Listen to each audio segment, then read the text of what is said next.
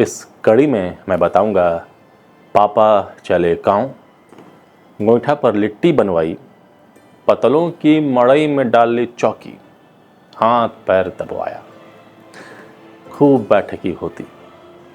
महादेव मंदिर का निर्माण कराकर बड़े खुश थे पापा, कहते यहीं रहूंगा। चौथा कीमो कंप्लीट हुआ तो पापा उत्साहित होकर बोले, भला टली।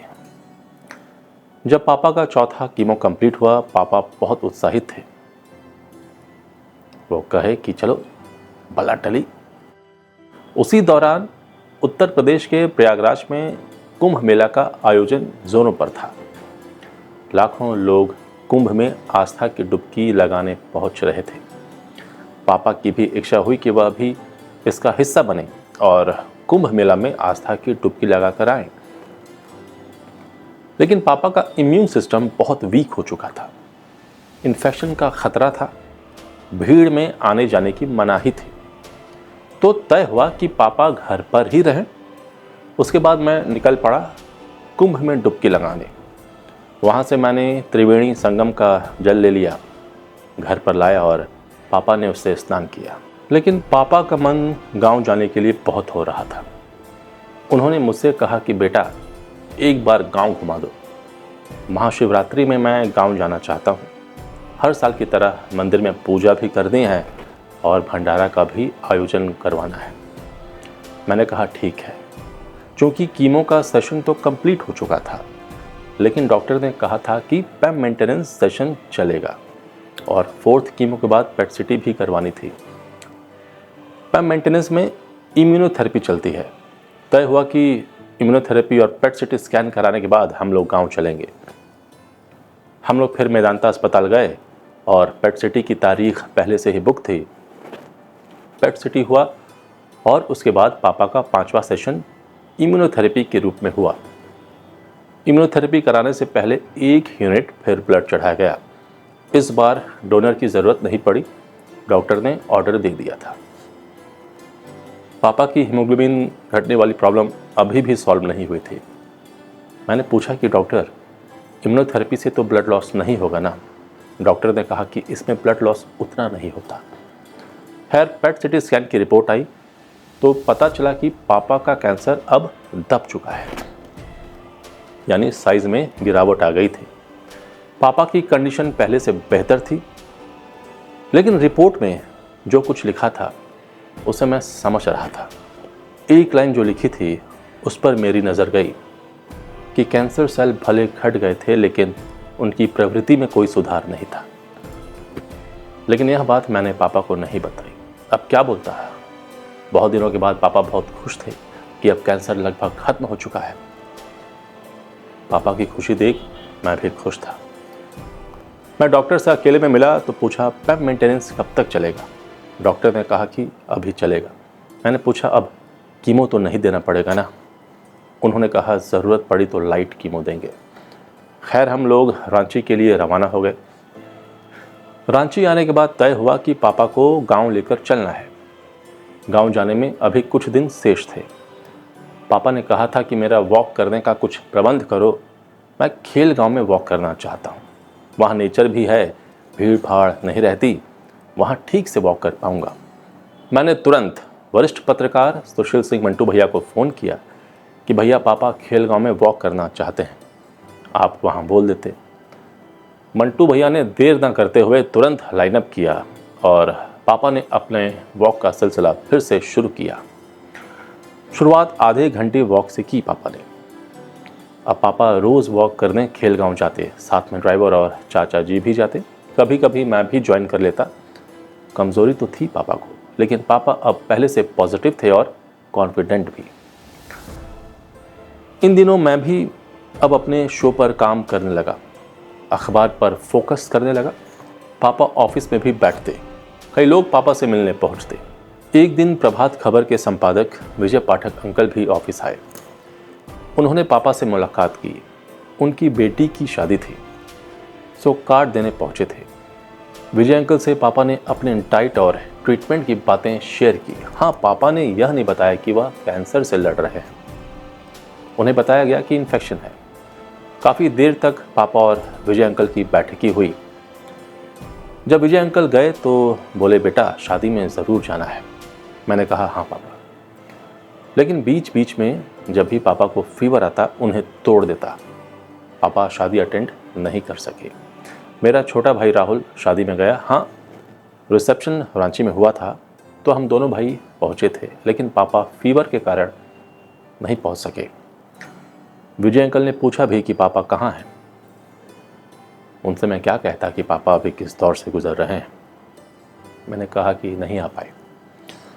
विजय अंकल मायूस तो हुए होंगे, लेकिन हम भी मजबूर थे। खैर, पापा ने अपने मॉर्निंग वॉक का सिलसिला बंद नहीं किया। उन्होंने अब तय कर लिया था कि वह फिर से पुराने रूटीन में आएंगे। ऊपर से गांव जाने का उत्साह अलग। महाशिवरात्रि नज़दीक थी, अब गांव जाने की बारी थी। तय हुआ गाड़ी से ही चलेंगे। ट्रेन में भी इन्फेक्शन का खतरा हो सकता है, क्योंकि ट्रेन के टॉयलेट से भी इन्फेक्शन होने का खतरा था। वैसे भी ट्रेन बनारस तक की ही थी और उसके बाद गाड़ी से 4 घंटे का रास्ता तय करना पड़ता। हमने टाटा सफारी गाड़ी की पिछली सीट को पूरा लेटाकर बेडनुमा शेप दे दिया, गद्दा और तकिया लगाया। पापा और मम्मी दोनों आराम से अब लेट या पैर फैलाकर जा सकते थे। हमारा गांव उत्तर प्रदेश के गाजीपुर जिले में पड़ता है। नाम है पातेपुर। निकलने से पहले अब पापा अपने पुराने फॉर्म में, जल्दी करोगे, लेट क्यों कर रहे हो, जो तैयार नहीं है उसे छोड़ दो, चलो। सभी तुरंत बैठे और गांव के लिए यात्रा शुरू हुई। हम सभी गांव के लिए सुबह करीब 8 बजे रवाना हुए। 8 घंटे की जर्नी भी थी। आराम से रुक रुक कर गए।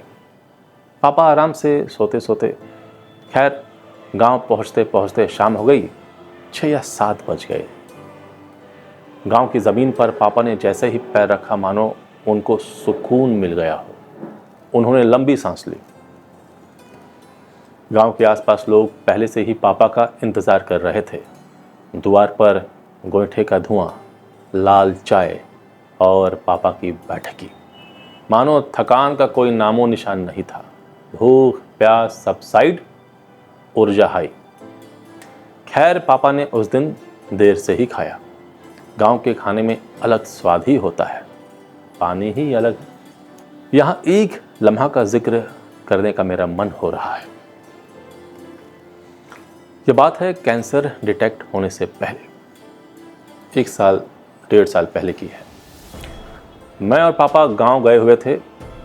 पापा ने कहा, बेटा पेट में गैस हो रहा है। वहीं गांव के शरीफ भैया पास में ही बैठे थे। उन्होंने सुन लिया। बोले, ताड़ी पीने से पेट साफ हो जाएगा। मैंने भी कहा, चलिए ताड़ी पीते हैं। कोलकाता में जब पापा नौकरी किया करते थे, तब जहां हम रहते वहां ताड़ी का पेड़ हुआ करता था।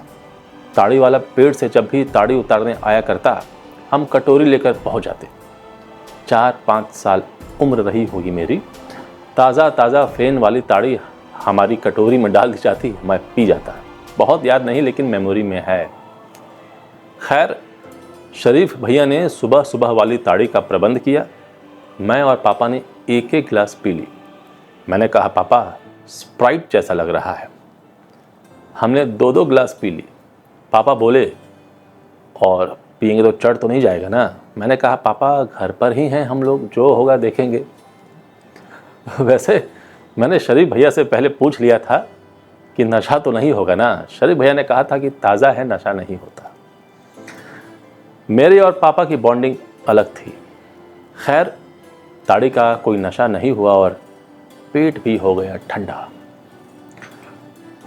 पापा ने पातेपुर गांव में बुढ़वा महादेव मंदिर का निर्माण करवाया था 2023 में।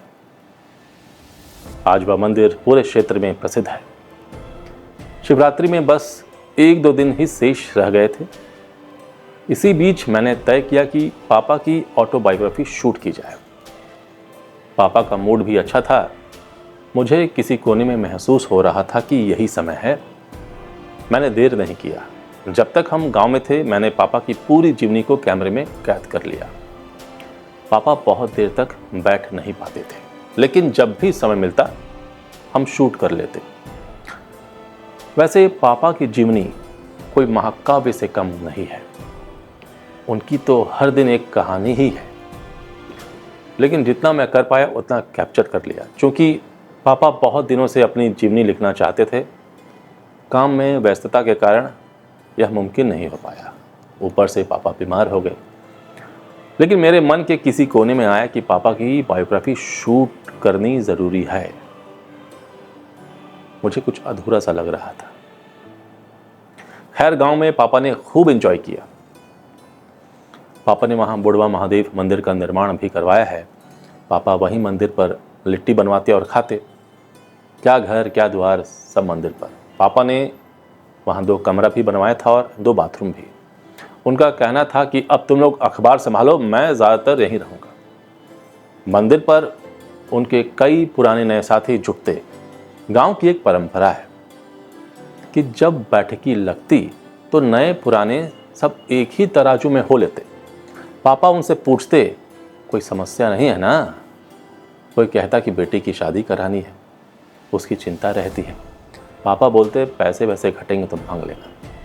फिर वह मेरी तरफ देखते, बोलते, बेटा देख लेना, इन्हें दिक्कत नहीं होनी चाहिए। मैं और छोटा भाई फिर देख लेते। पापा ने गांव में कई शादियां करवाई हैं, कईयों की मदद की।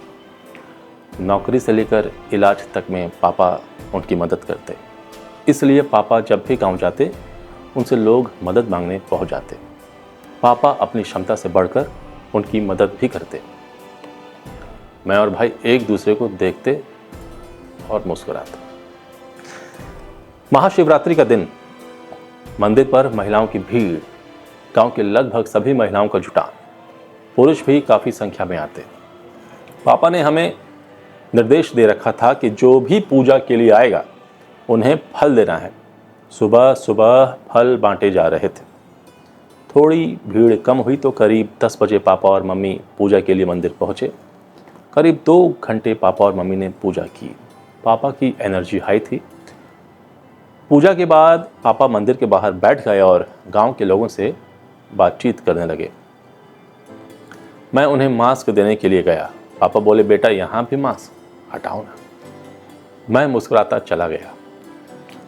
मम्मी बोली, पापा अब कुछ खाएंगे ना?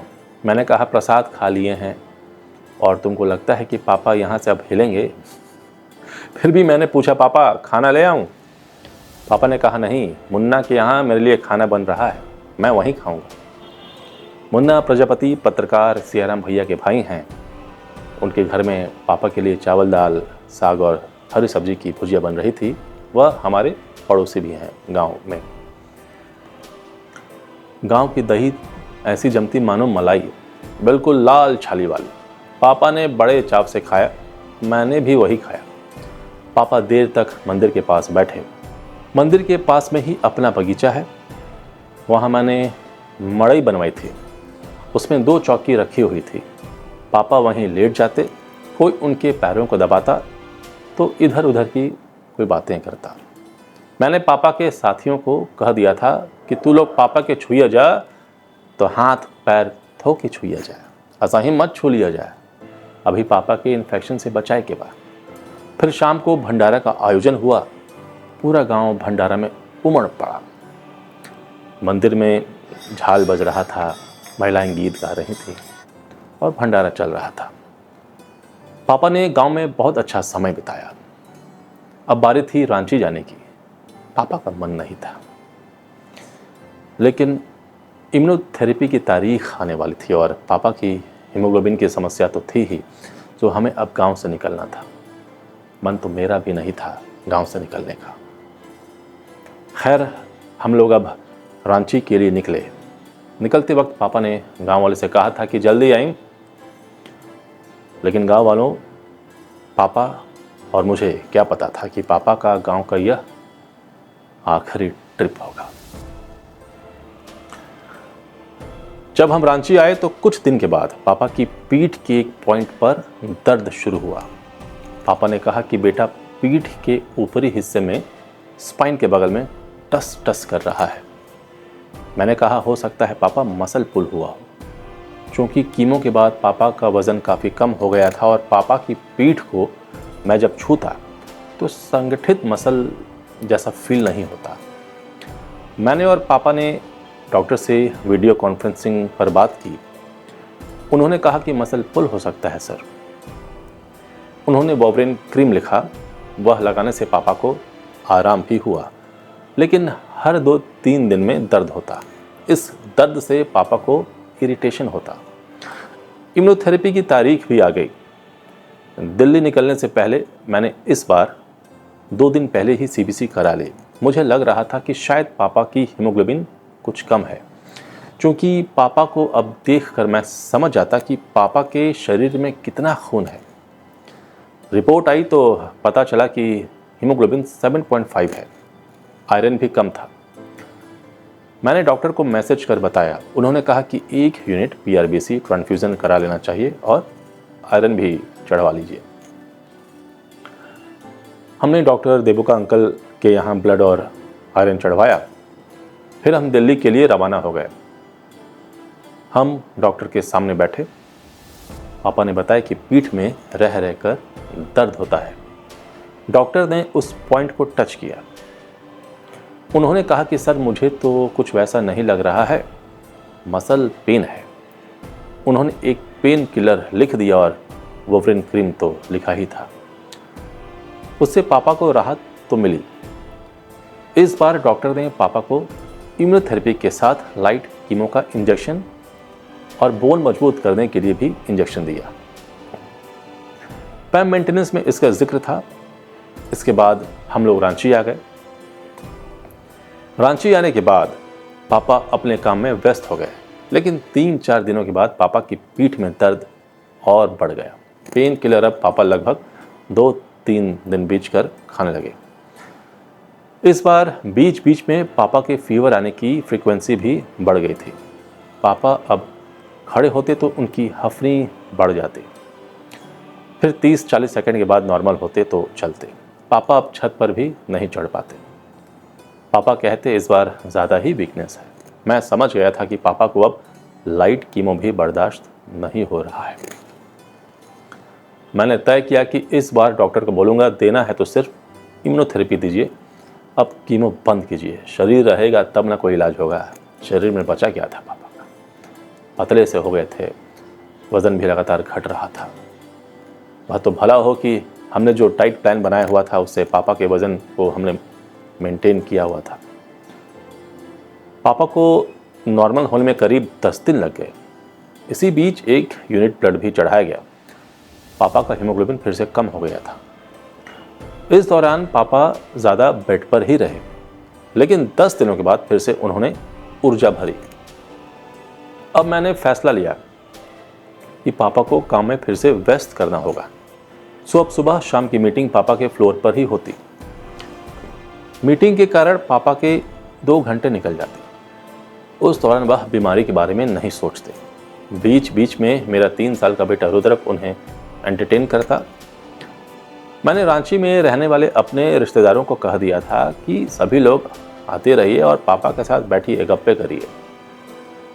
इस बीच मेरे मन में आया कि मम्मी को अब मेंटली रेडी करने की बारी आ चुकी है, क्योंकि मम्मी मुझसे कई बार सवाल पूछती कि पापा को कौन सा इन्फेक्शन है। मैं हमेशा टाल देता, लेकिन एक दिन मैंने मम्मी को पास बिठा बोला कि मम्मी देखो, ऐसा है कि पापा अब ठीक है। पापा को कैंसर डिटेक्ट हुआ था, लेकिन अब पापा बिल्कुल ठीक है। मम्मी शॉक्ड हो गई। माँ का चेहरा ब्लैंक हो गया। मैंने उन्हें तुरंत गले लगा लिया, एकदम टाइट हग किया और उन्हें तुरंत नॉर्मल किया। मैंने कहा कि रिपोर्ट्स सब नॉर्मल हैं, तुम टेंशन मत लो और पापा के साथ मजबूती से खड़ी रहो। माँ मेरी मेंटली बहुत मजबूत है। उन्हें समझ में आ गया था कि अभी बहुत मजबूती से खड़े रहने का वक्त है। वह मुझे देख खूब रोईं। मुझे भी रोना आ गया, लेकिन मैंने कहा कि माँ रो मत, सब ठीक हो जाएगा। होली आई। घर के मंदिर में चढ़ाने के लिए थोड़ा बहुत पुआ पकवान बना। मेरी पत्नी जूही ने दही बड़ा बना दिया था, बस ज़्यादा कुछ नहीं बना था। पापा को पुआ पसंद है। उस दिन उन्होंने एक टुकड़ा पुआ भी खाया। पापा शांत थे, पीठ का दर्द गया नहीं था, पेन किलर पर थे, सोच रहे थे। शाम को परिवार वाले आए। पापा भी कुर्ता पैजामा पहनकर हॉल में बैठ गए। सभी ने पापा के पैरों पर अबीर डाली। हम सब ने मिलकर थोड़ी बहुत अबीर खेली। खाना पीना हुआ। अब सभी पापा के साथ फ़ोटो खिंचवाना चाह रहे थे। सब एक एक कर पापा के साथ तस्वीर ले रहे थे, लेकिन पापा के मुख पर कोई भी एक्सप्रेशन नहीं था। उनके मन में बहुत कुछ चल रहा था। पापा मायूस थे। होली आई और चली भी गई। फिर 21 दिनों वाला सिलसिला चालू रहा। एक दिन पहले हमने ब्लड टेस्ट करवाया। इस बार रिपोर्ट टाइम पर नहीं मिल पाई। जब हम गुरुग्राम पहुंचे तब रिपोर्ट आई। पापा की ब्लड रिपोर्ट देख मैं दंग रह गया था। पापा की हीमोग्लोबिन 6.1 थी। मैंने सोचा अभी कुछ दिन पहले ही ब्लड चढ़वाया था। सोचने वाली बात है कि पापा इतने कम हीमोग्लोबिन में पैदल कैसे चल रहे थे। क्या जीवटता है। मैं डर गया था। सुबह होते ही हम मेदांता अस्पताल गए। डॉक्टर को रिपोर्ट दिखाई। उन्होंने कहा ब्लड चढ़ाना होगा। मैंने कहा आपने कीमो दे दिया था, पापा कीमो अब बर्दाश्त नहीं कर पाएंगे, आप सिर्फ इम्यूनोथेरेपी दीजिए, कीमो बंद कीजिए। फिर डॉक्टर ने कहा कि इतने कम हीमोग्लोबिन में इम्यूनोथेरेपी भी नहीं करेंगे, इस बार सिर्फ ब्लड चढ़ा लेते हैं। लेकिन पापा ने डॉक्टर को फिर से टोका कि मेरी पीठ का दर्द अभी तक ठीक नहीं हुआ है। डॉक्टर ने पापा के मसल को दबाकर फिर से देखा। डॉक्टर ने कहा कि सर खाना खूब खाइए, मुझे कैंसर से रिलेटेड समस्या नहीं दिख रही है, कमज़ोरी से दर्द हो रहा है। पापा को ब्लड चढ़ाया गया। ब्लड चढ़ाने से पहले फिर से पापा का ब्लड टेस्ट हुआ। यह रिपोर्ट देख मैं हिल गया। पापा का हीमोग्लोबिन 5.5 हो गया था। खैर ब्लड चढ़ाने के बाद पापा को डिस्चार्ज किया गया। पापा को अच्छा लग रहा था।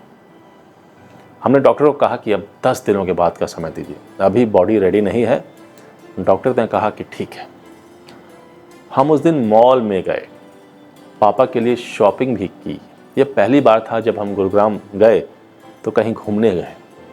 3-4 सेट पापा के लिए कपड़े लिए, मॉल में खाना भी खाया। फिर अगले दिन रांची के लिए निकल गए। इस कड़ी में इतना ही। आगे मैं बताऊंगा कि पापा ने मुझसे रोते हुए कहा था कि इतना पैसा लग रहा है इलाज में, मैं तुम लोगों के लिए क्या छोड़कर जाऊंगा। पापा का कैंसर ऐसा फैला कि अब रेडिएशन की नौबत आ गई थी।